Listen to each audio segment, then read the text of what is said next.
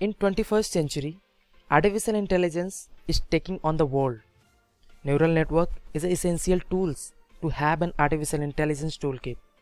But the problem is neural network algorithms are simply not taught at the university and college curriculum, especially in a practical aspect. But the question is where we can learn them. So online is the best option nowadays. That's why I'm here with this training program. I welcome you this hands-on neural network with a Python programming course. About me, I am Ritesh Maurya and I am an experienced artificial intelligence trainer, keynote speaker and expert lecturer. I have successfully implemented real-time project in a machine learning and a deep learning. I have conducted training more than 3000 students and corporate professionals across the world. Let's talk about the deep learning. The deep learning is a very powerful branch at machine learning, and machine learning is a branch of artificial intelligence. Only a deep learning can solve complex problem with a high dimensional dataset.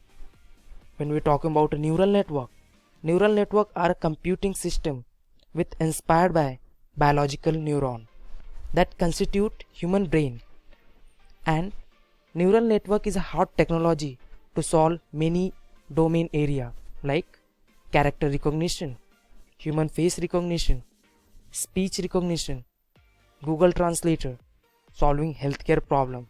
In a healthcare problem like cancer detection, pneumonia detection and so many. And this way neural network recognize the pattern with three important layers. The first one is the input layer, hidden layer and output layer. As a part of this training, first thing I will discuss about what exactly the deep learning and what's the role of neural network in the deep learning. This training is broken down with three major categories.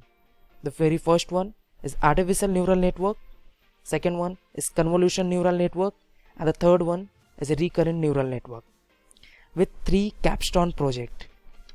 And three capstone project, the first artificial neural network which will use to solve business problem. We have also convolution neural network for image recognition, and recurrent neural network will use to predict Google stock price.